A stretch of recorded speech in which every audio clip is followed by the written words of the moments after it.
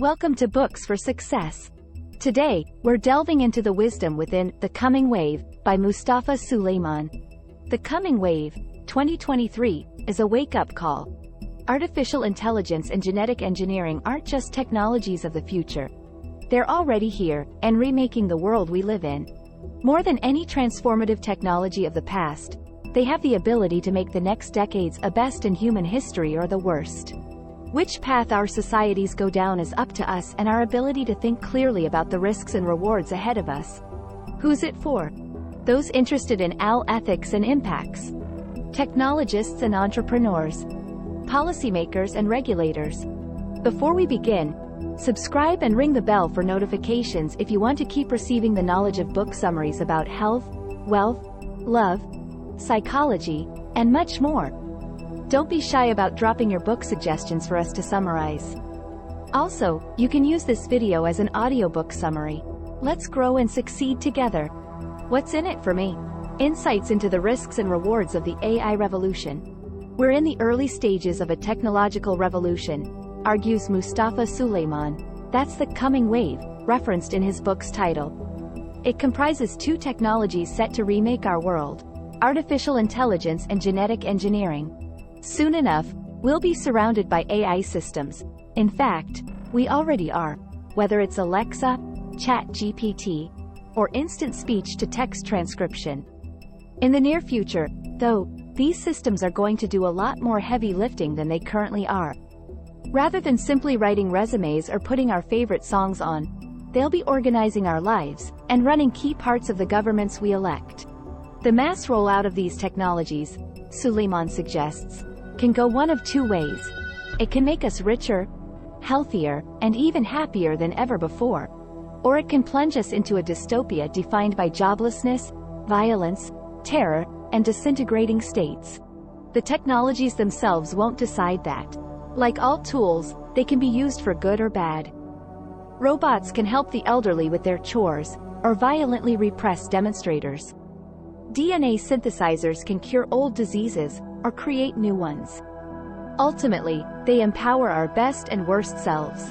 That means we have to decide how we're going to reap the rewards of these unprecedentedly powerful tools while containing the threats caused by their potential misuse.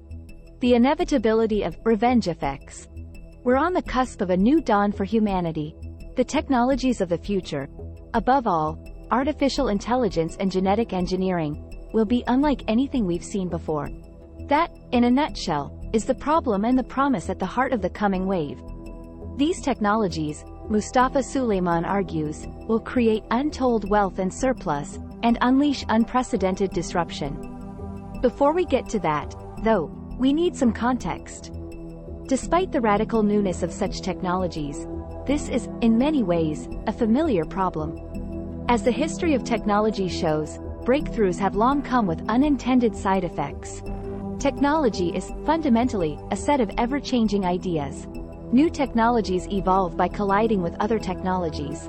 The laws governing such evolution are Darwinian. Effective combinations survive and become the building blocks for further innovation.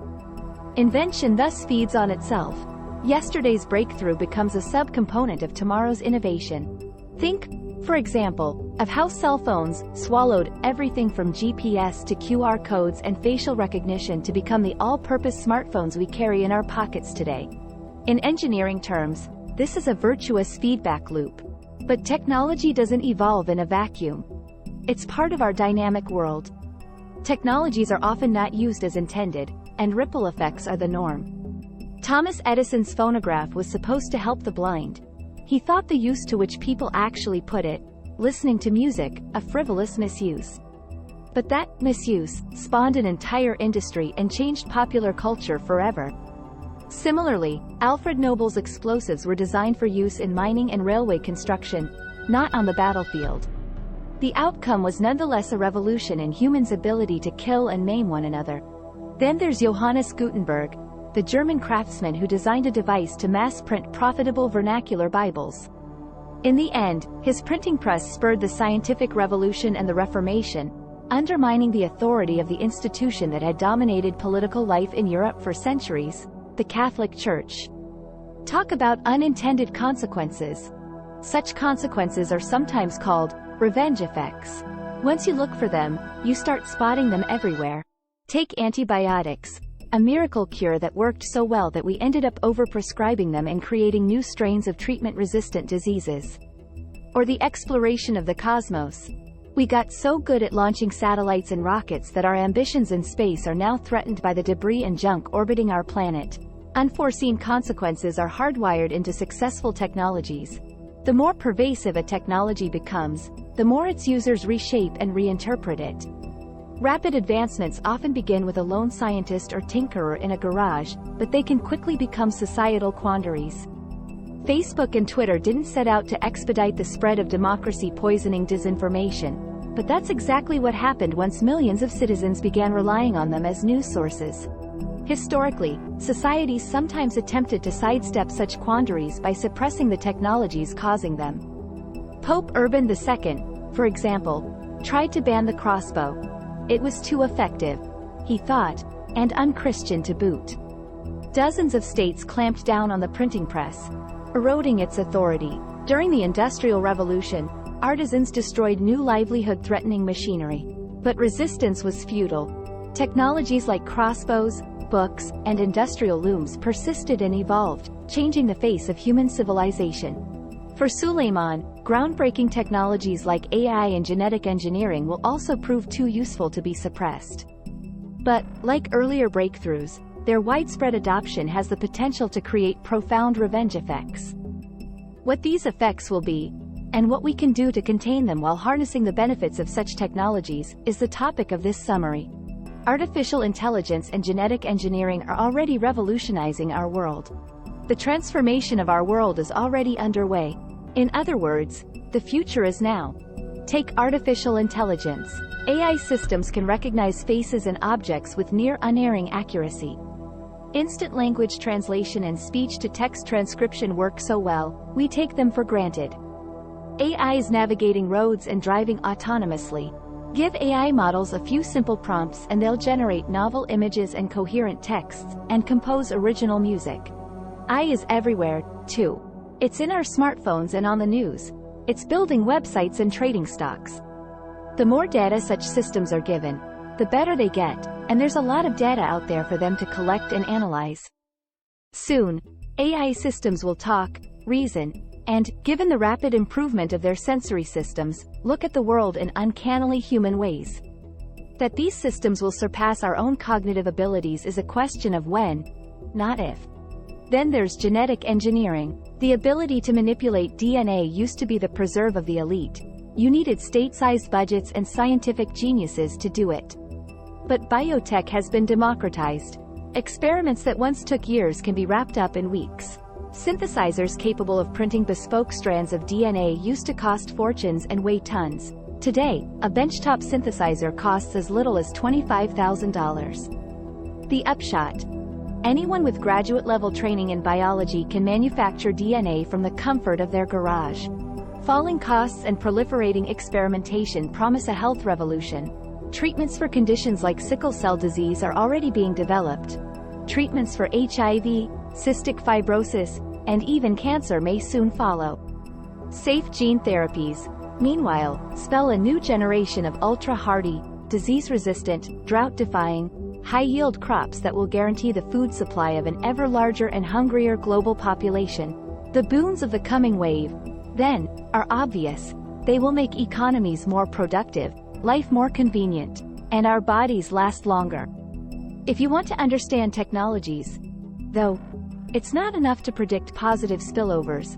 You also need to anticipate unintended consequences and those revenge effects we mentioned earlier.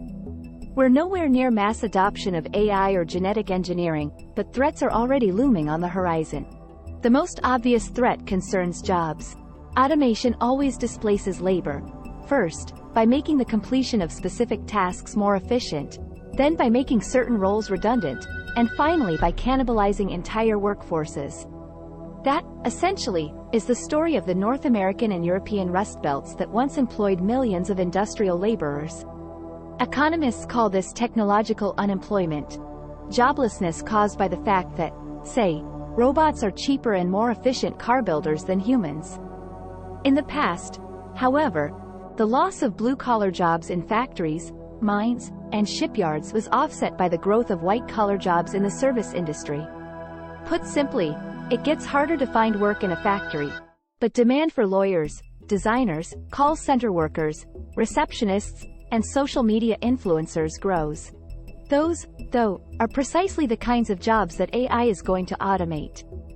AI will be a cheaper, more efficient cognitive worker than lots of people who work in data entry and customer service or write emails, draft summaries, translate documents, and create content for a living.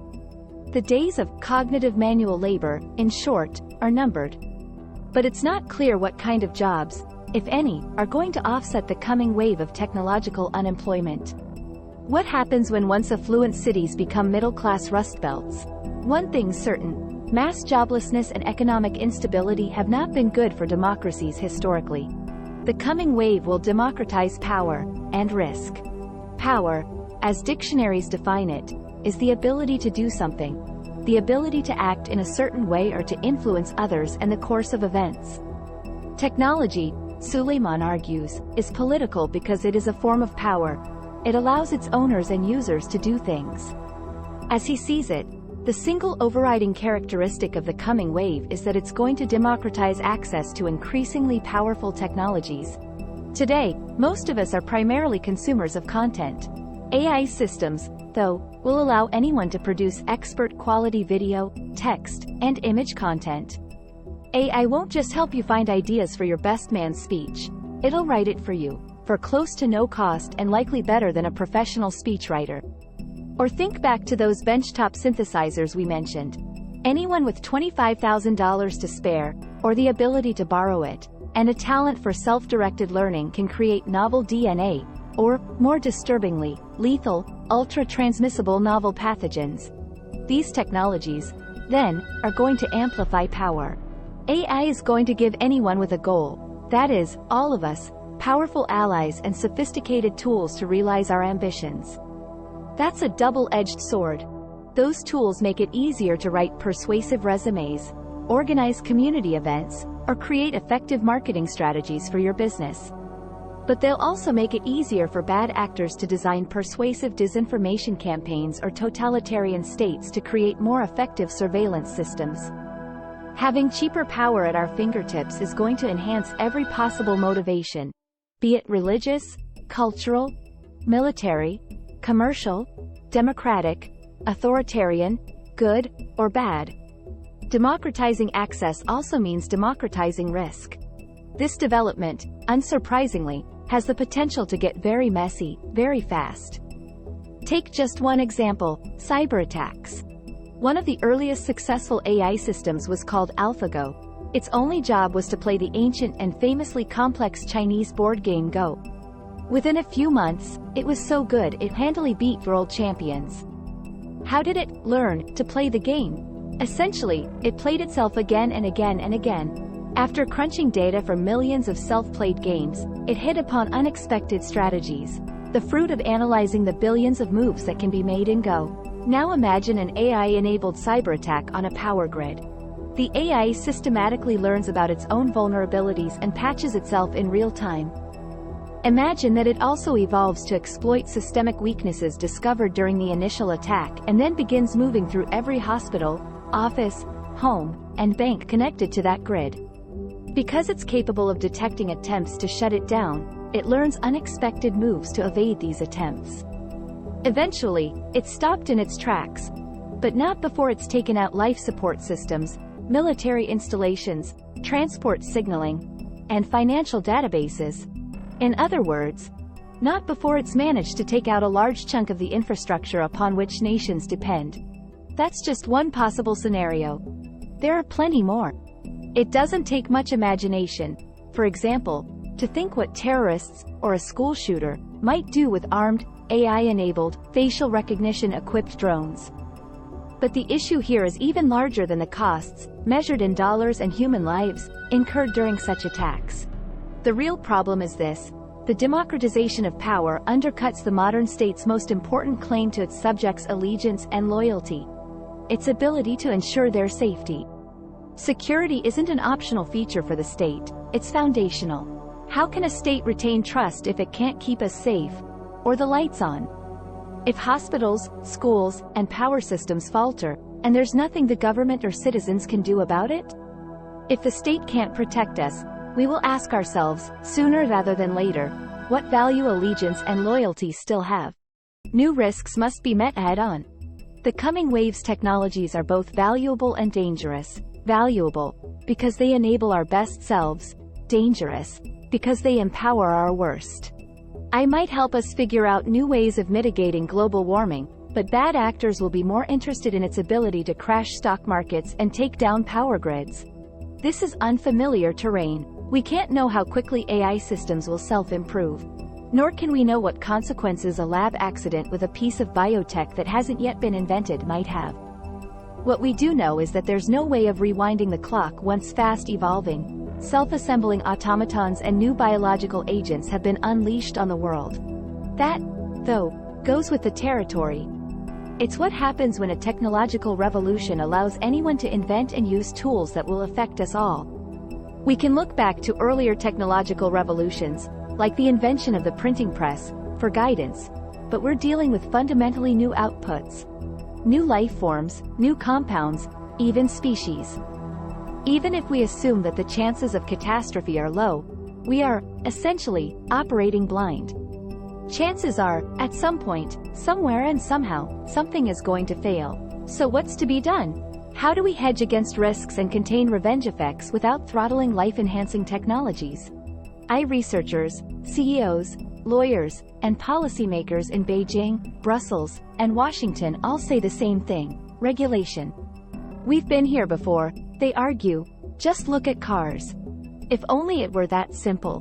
Compared to the rollout of AI and genetic engineering, the mass adoption of the automobile proceeded at a snail's pace. Hobby tinkerers are gaining access to DNA synthesizers, and tech companies are spending billions on R&D every month. Politicians, meanwhile, are trapped in the 24-hour news cycle, lurching from one short-term crisis to the next.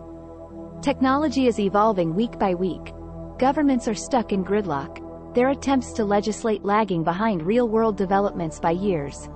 Cars also throw up another question.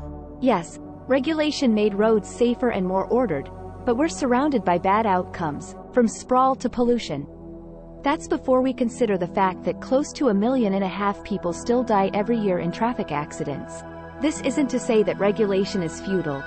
The point, rather, is that we've decided, as societies and nations, that sprawl, pollution, and a certain number of road deaths are an acceptable human cost of mass car use given its benefits.